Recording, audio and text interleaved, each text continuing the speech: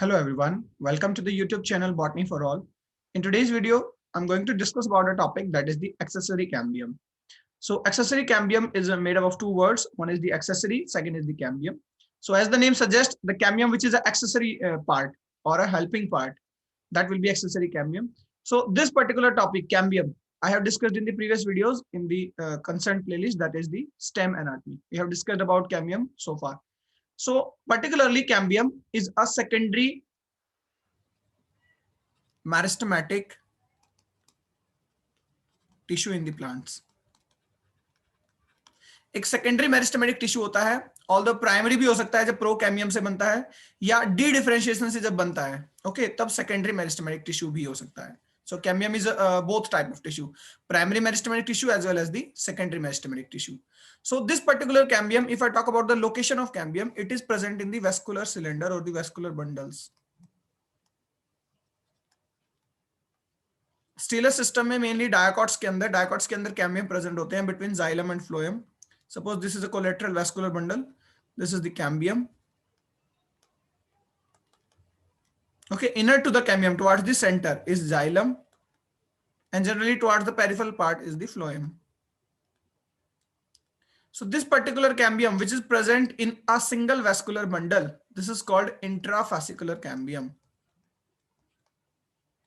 Intrafascicular cambium. Okay, this all I am discussing just to come on the accessory cambium. Before moving to the accessory cambium, we will discuss the basic detail first. So intrafascicular cambium, the cambium present between a one vascular bundle, means between xylem and phloem. So suppose there is any stem, this is a circular stem, it is having so many vascular bundles like this, 2, 3, 4, 5, 6, and so on, maybe 7. Okay, the black I am drawing the cambium.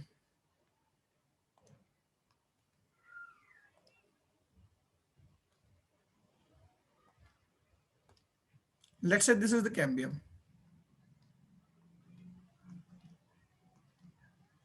So the all 7 cambiums right now I have drawn are the intrafascicular cambium, because each of them are present between the xylem and phloem of each vascular bundle. Okay, these are the vascular bundle 1, 2, 3, and so on. Now, what is interfascicular cambium? Not intra now, interfascicular cambium. The cambium present between two concerned vascular bundles. This particular area, this particular area is the interfascicular region. This region is generally present with the conjunctive tissues. इस region में particularly conjunctive tissues present हो सकते हैं. Conjunctive tissue means a group of cells which are generally parenchymatous or sclerenchymatous. They are just providing the support to the conductive tissues like xylem and phloem. Vascular bundles को support provide करते हैं. इस particular area में conjunctive tissue होते हैं. Since these conductive tissue are permanent tissues, so particularly जो interfascicular cambium arise होता है, mainly जो interfascicular cambium arise होगा, that I am going to draw with the red color, वो जो होता है वो परमानेंट टिश्यूज यानी कंजक्टिव टिश्यू के डी डिफरेंशिएशन से जो है वो बनता है. So that particular meristematic tissue, क्योंकि इंटरफेसिकुलर कैम्बियम बनेगा इस परमानेंट से, ठीक है, परमानेंट जो कंजक्टिव टिश्यू है, तो this is the result of D differentiation, और वो मेरिस्टेमेटिक बनेगा, यानी इंटरफेसिकुलर कैम्बियम भी मेरिस्टेमेटिक होते हैं जो यहाँ कंजक्टिव टिश्यू से फॉर्म होंगे. So I am drawing the red colour interfascicular cambium. This one. Now see, inter plus interfascicular cambium joins, they are joined, the black and red now, and they had formed the vascular cambium. Now this vascular cambium, why I have discussed so far just all these details, because this is the vascular cambium, and it have a main function, that is the secondary growth. Okay, although there are exceptions, otherwise the dicot plants only have cambium. Monocots में cambium नहीं होता. Cambium is responsible for secondary growth.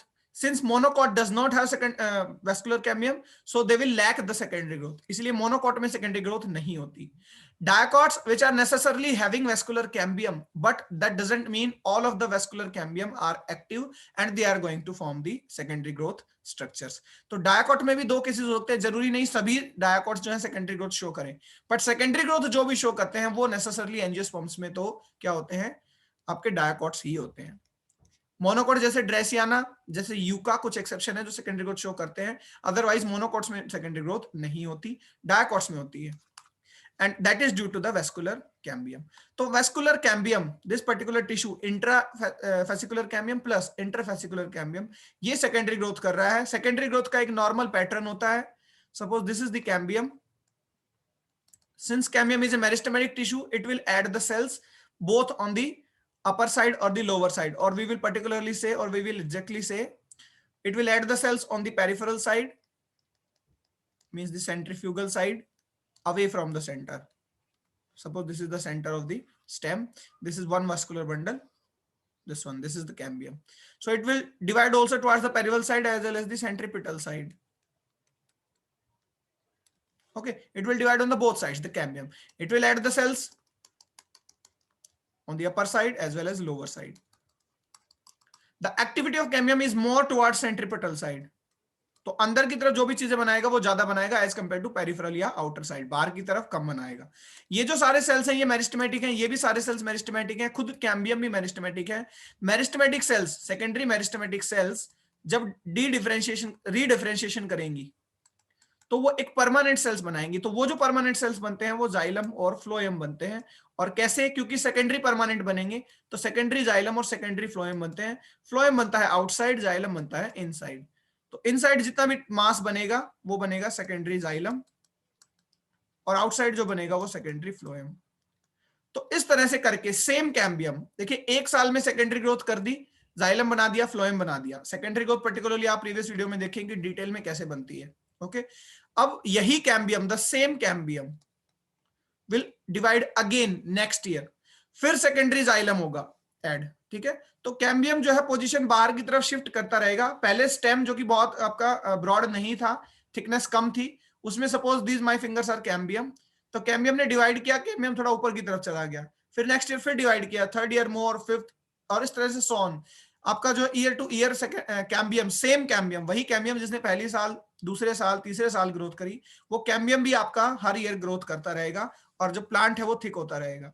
Like this, this is cambium, now this is cambium. पहले cambium इतना broad था, मान लीजिए यहाँ पर, अब कैम्बियम इतना ब्रॉड है, फिर और ब्रॉड होता जाता है, और नीचे की तरफ सेकेंडरी जाइलम ऐड करता जाता है, ऊपर सेकेंडरी फ्लोएम. नीचे जाइलम ज्यादा ऐड करता है इसलिए वुड ज्यादा बनती है, सेकेंडरी जाइलम जो होती है वो वुड होती है. तो ये सब एक नॉर्मल एक्टिविटी है, ये कहलाती है नॉर्मल सेकेंडरी ग्रोथ. तो नॉर्मल सेकेंडरी ग्रोथ के हमने 2-3 फीचर देखे. क्या?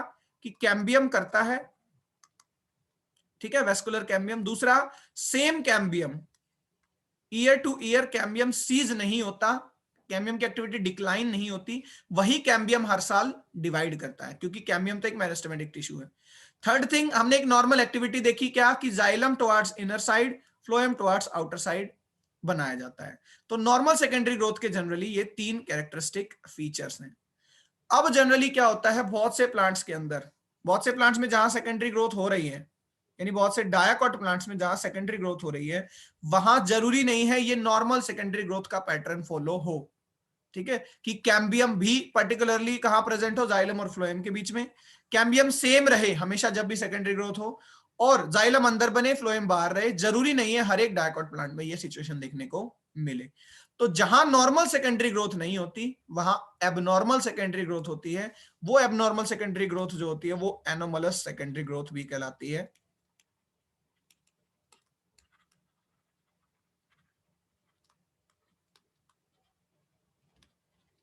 ओके, तो इस एबनॉर्मल या एनोमल सेकेंडरी ग्रोथ होने के बहुत से रीजन हो सकते हैं, जिसमें से एक रीजन एक्सेसरी कैम्बियम भी है, जिसको अभी मैं एक्सप्लेन करूंगा. इसके क्या क्या रीजन हो सकते हैं? इसमें आपका जो पोजीशन ऑफ कैम्बियम है वो डिफरेंट हो सकती है, तो ये भी एक एबनॉर्मलिटी होगी. अगर कैम्बियम स्टीलर रीजन में ना होकर, जाइलम फ्लोएम के बीच में ना होकर, मान लीजिए पेरिसाइकल में है, कॉर्टेक्स में है या एपिडर्मिस से नीचे कहीं भी एबनॉर्मल पोजीशन पर है तो वो एनोमलस सेकेंडरी ग्रोथ या वो एबनॉर्मलिटी है स्टेम के अंदर, ठीक है, सेकेंडरी स्ट्रक्चर में।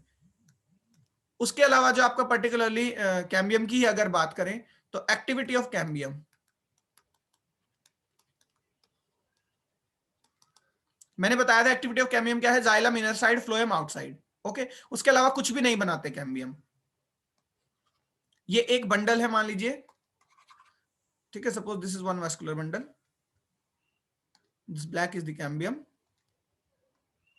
ये जो इंट्राफेसिकुलर कैम्बियम था ये आउटर साइड में सेकेंडरी फ्लोएम बना रहा है, इनर साइड में सेकेंडरी जाइलम। मान लीजिए ये दूसरा बंडल है तो इसके बीच का cambium, this cambium was interfascicular cambium. ये कैम्बियम जो होता है ये कंजेक्टिव टिश्यू भी फॉर्म करता है या पैरेन्काइमा भी फॉर्म करता है, तो ये भी एक नॉर्मल एक्टिविटी है। तो इंट्रा वाला, वेस्कुलर में भी इंट्रा वाला पर्टिकुलरली नॉर्मली फ्लोएम या जाइलम ही ऐड करता है, ये इसकी नॉर्मल एक्टिविटी है। अगर ये फ्लोएम और जाइलम ऐड ना करे, या हो सकता है जाइलम बाहर की तरफ ऐड करने लग जाए, फ्लोएम इनर साइड में ऐड करने लग जाए, तो ये भी एक एबनॉर्मलिटी होगी, ठीक है। उसके अलावा third abnormality, formation of accessory cambium.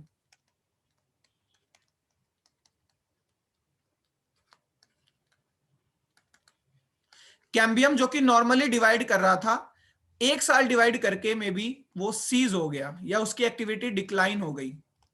अब नॉर्मल एक्टिविटी क्या थी कि सीज नहीं होना चाहिए, डिक्लाइन नहीं होना चाहिए, बट अगर डिक्लाइन हो रहा है और हर साल नए कैम्बियम बन रहे हैं, if the new cambiums are forming and those new cambiums are doing secondary growth, so this secondary growth pattern will not be normal, it would be abnormal।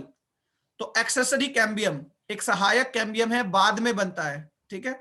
So what is accessory cambium? Accessory cambium is also a secondary meristematic tissue. Why we are calling it secondary only? Because it is only secondary, ये permanent से ही बनता है, pro cambium से नहीं बनता। Accessory cambium already present नहीं होता, परमानेंट टिश्यू जब डी डिफरेंशिएट होते हैं तब जो है वो एक नया सेकेंडरी मेरिस्टम बनाते हैं जिसको एक्सेसरी कैम्बियम हम कहेंगे।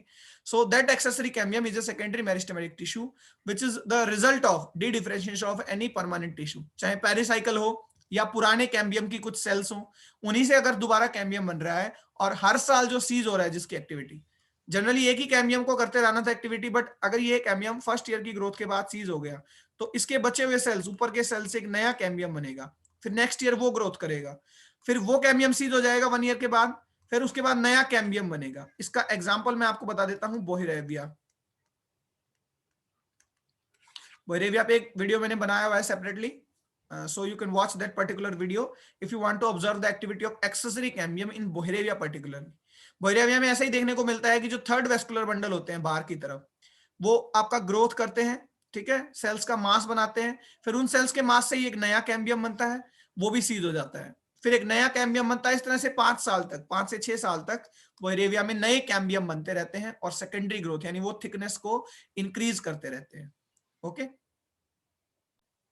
अभी इसको और डिटेल में डिस्कस करते हैं।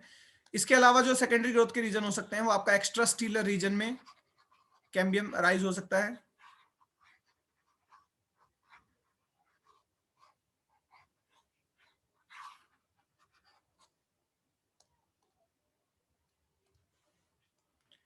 Extra stelar region other than the vascular bundle और स्टील, वहां कैम्बियम प्रेजेंट हो सकता है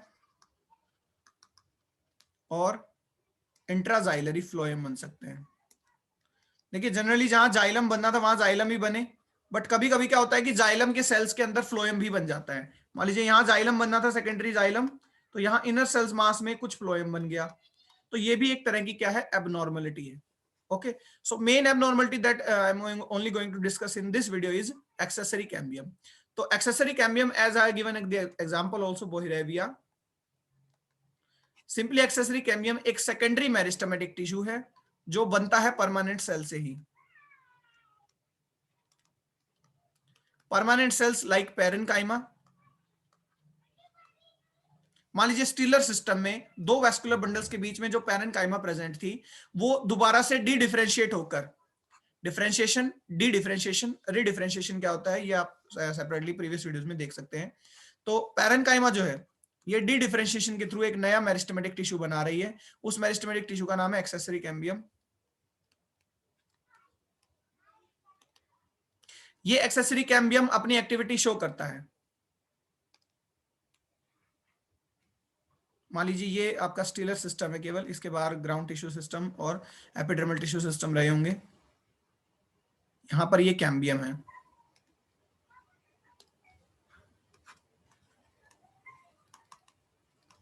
ठीक है। ये कैम्बियम है, इसके बाहर ये फ्लोएम है, प्राइमरी फ्लोएम, इनर साइड में ये है प्राइमरी जाइलम। एक बार डिवाइड करने के बाद मान लीजिए ये सेकेंडरी हो गया अब, और ये प्राइमरी जाइलम हो गया, ठीक है। ये सेकेंडरी फ्लोएम और इससे ऊपर थोड़ा सा प्राइमरी फ्लोएम। अब इस कैम्बियम की एक्टिविटी सीज हो गई, ठीक है। इस कैम्बियम ने बंडल्स तो बनाए थे, फ्लोएम और जाइलम, सेकेंडरी फ्लोएम और जाइलम। बचे हुए दो बंडल्स के रीजन के बीच में, यानी कि ये रीजन जिसको हम इंटरफेसिकुलर रीजन बोलते हैं, ये दो वेस्कुलर बंडल्स के बीच का रीजन जो कि इंटरफेसिकुलर रीजन है और जिसमें कंजक्टिव टिश्यूज हैं, तो वहां भी इसने सेल्स का मास ऐड किया होगा। यहां पर उन सेल्स के मास से, यानी उन पैरेन्काइमा से एक नया कैम्बियम बनता है। ये नया कैम्बियम एक्सेसरी कैम्बियम है। तो ये कैम्बियम क्या करता है, ये फ्लोएम बनाता है, रेड में सपोज फ्लोएम है ये नया कैम्बियम एक्टिविटी नॉर्मली शो कर रहा है, और यहां बना रहा है जाइलम। अब दो इंटरफेसिकुलर रीजन में, दो बंडल्स के बीच के रीजन में फिर से ये पैरेन्काइमा ऐड कर रहा है यहां पर, ठीक है। इस पैरेन्काइमा से एक नया कैम्बियम बन गया, एक्सेसरी कैम्बियम। तो वो एक्सेसरी कैम्बियम नेक्स्ट ईयर फिर फ्लोएम और जाइलम ऐड कर रहा है, ठीक है। तो ये स्टार्टिंग वाले बंडल्स के अलावा हर साल नए बंडल्स बनते जा रहे हैं। तो हर साल नए वेस्कुलर बंडल भी बन रहे हैं, और इंटरफेसिकुलर रीजन में नई पैरेन्काइमा बन रही है, जो पैरेन्काइमा एक नए एक्सेसरी कैम्बियम को, एक नए कैम्बियम को जो हर साल एक्टिविटी कर रहा है, ठीक है, उसको जन्म दे रही है, उसको जो है बर्थ दे रहे हैं। तो ये कहलाते हैं आपके accessory cambium. This kind of activity, I am just giving example of Boerevia. You can watch the video. I have already told. But this particular accessory cambium are also found in the other members of the Nyctenginaceae family. जिस family का बोयरेविया, उसी family के other members में, जैसे कि bougainvillea में, उसमें भी आपको एक्सेसरी कैम्बियम देखने को मिलता है, या मिराबिलिस के अंदर भी आपको जो है एक्सेसरी कैम्बियम देखने को मिलता है। So these are some examples of the Nyctenginaceae family like Boerevia, Mirabilis, Bougainvillea, जिसमें एक्सेसरी कैम्बियम के थ्रू सेकेंडरी ग्रोथ देखने को मिलती है। Several accessory cambia are formed in the centrifugal manner away from the centre. Away from centre बहुत से accessory cambium बनते हैं, हर साल उनसे वेस्कुलर बंडल्स प्रोड्यूस होते हैं। वेस्कुलर बंडल्स प्रोड्यूस होने से अल्टीमेटली सेकेंडरी ग्रोथ हो रही है, and that secondary growth is abnormal because none of the things are normal. Activity of cambium is somehow abnormal. हालांकि जाइलम फ्लोएम बनते हैं, बट उसके साथ पैरेन्काइमा भी बन रही है, तो कैम्बियम की एक्टिविटी भी एबनॉर्मल है। कैम्बियम का जो फॉर्मेशन है वो भी एक्सेसरी कैम्बियम बन रहा है, एक ही कैम्बियम हर साल डिवाइड नहीं कर रहा, एक्सेसरी कैम्बियम फॉर्मेशन हो रही है, इसीलिए एनोमलस सेकेंडरी ग्रोथ कहलाते हैं। एमरैंथस जो कि निक्टेगेनेसी फैमिली का नहीं है, तो वहां भी जो है एक्सेसरी कैम्बियम देखने को मिलता है, इसलिए एक एग्जांपल ये भी मैंने इंक्लूड किया है। So it was about the accessory cambium. Okay, so that's all for today. Have a good day.